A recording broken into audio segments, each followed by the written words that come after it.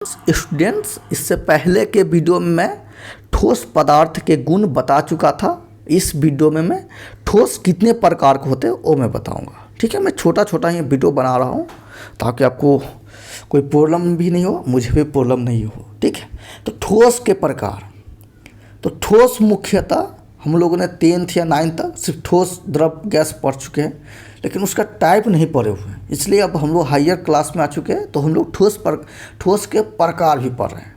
तो ठोस मुख्यतः 2 प्रकार के होते हैं। कितने प्रकार के होते हैं? 2 प्रकार के होते हैं। कौन कौन होता है? तो एक आपका होता है क्रिस्टलीय ठोस और दूसरा होता है अक्रिस्टलीय ठोस। क्रिस्टलीय ठोस को इंग्लिश में क्रिस्टलाइन सॉलिड बोलते हैं और अक्रिस्टलीय ठोस को इंग्लिश में अमोर्फस सॉलिड बोलते हैं। ठीक है, तो ठोस पदार्थ कितने प्रकार के होते हैं? तो मुख्यतः 2 प्रकार के होते हैं ठोस पदार्थ। ठीक है, एक रहेगा क्रिस्टलीय ठोस और दूसरा रहेगा अक्रिस्टलीय ठोस। यानी कि क्रिस्टलीय ठोस को इंग्लिश में कहेंगे क्रिस्टलाइन सॉलिड और अक्रिस्टलीय ठोस को इंग्लिश में कहेंगे अमोर्फस सॉलिड। ठीक है, अब क्रिस्टलीय ठोस क्या होता है वो जानना चाहिए, और अक्रिस्टलीय ठोस है वो क्या है वो जान जाइए। ठीक है, देखिए क्रिस्टलीय ठोस, जैसे मैं आपने बहुत सारा क्या बोलते हैं कि ठोस वस्तु देखे होंगे जो ठोस होते हैं। तो जैसे मान लीजिए मैं हीरा का एग्जांपल लेता हूँ। ठीक है, हीरा भी क्या है, ग्रेफाइट, इसका क्रिस्टलीय ठोस है।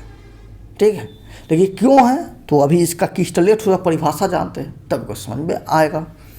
देखिए क्रिस्टलीय ठोस वैसा ठोस होता है जिसका ज्यामितीय आकार और इनके अवयवी कण एक नियमित व्यवस्था में रहते हैं। ठीक है, यानी कि क्रिस्टलीय ठोस का ज्यामितीय आकार और इनके अवयवी कण एक निश्चित पैटर्न और निश्चित आकार के होते हैं। जैसे मैं फिगर बना दूँ क्रिस्टलीय ठोस का, तो उसके अंदर का जैसे फिगर देखिएगा, जैसे ये हो गया इस टाइप से बन जा, यस बन गया।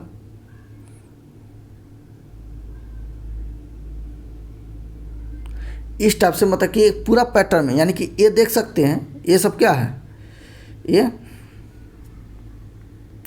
ये जो है ये सब ज्यामितीय आकार, यानी कि ठोस का ज्यामितीय आकार है। सब देखिए एक निश्चित है, अलग अलग नहीं है, सब एक जैसा है। तो क्रिस्टलीय ठोस का जो ज्यामितीय आकार होता है फिक्स होता है और ऊपर से सबका एक जैसा होता है, समान रहता है। ठीक है, और इनका अवयवी कण बना देता हूँ। जैसे मैं अवयवी कण थोड़ा बड़ा, जैसे ये सब अवयवी कण बना दे रहा हूँ।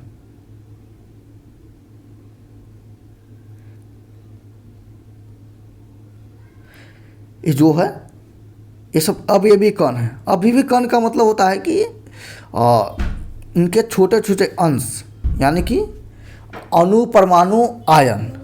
ठीक है, हाँ इससे मैं फिगर फिर से बना दे रहा हूँ फटाफट, सॉरी।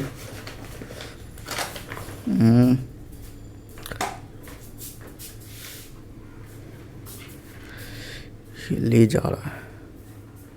ठीक है, ये देख सकते हैं। ठीक है, और इस पे जो ये अवयवी कण है ये सब एक निश्चित पैटर्न में होंगे, यानी कि नियमित होगा, यानी कि इतना दूर है तो इतना दूर पे रहेगा, इतना दूर पे रहेगा, सब बराबर दूरी पे एक नियमित पैटर्न पे रहेगा। ठीक है, तो क्रिस्टलीय ठोस वैसे ठोस को कहेंगे जिसका ज्यामितीय आकार तथा अवयवी कण एक निश्चित तरीका पैटर्न पे होगा, नियमित होगा। ठीक है, और ये अवयवी कण कोई नया चीज़ नहीं है, बल्कि किसी भी ठोस पदार्थ का अवयवी कण हम लोग उसके उसमें छोटे छोटे कण जो होते हैं, यानी कि अणु, परमाणु, अणु को बोलते हैं। ठीक है, तो ये जो अवयवी कण है अणु, परमाणु, आयन है।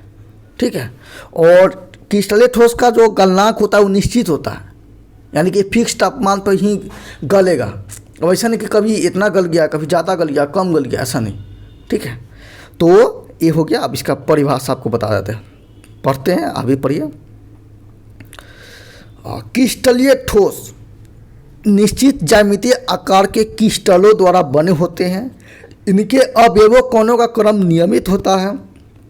सभी ठोस तत्व अर्थात धातु तथा धातु या अयौगिक क्रिस्टलीय ठोस के रूप में पाए जाते हैं, यानी कि जितने भी सभी तत्व आपको मिल जाएंगे या धातु सब क्रिस्टलीय ठोस के रूप में पाए जाते हैं और इनके गलनांक निश्चित होते हैं और ये विषमदैशिक प्रकृति के होते हैं। ठीक है, तो दोस्तों नेक्स्ट वीडियो में आपको विषमदैशिक प्रकृति और अक्रिस्टलीय ठोस के बारे में बताऊंगा। ठीक है, तो वीडियो को शेयर कीजिएगा। तो धन्यवाद।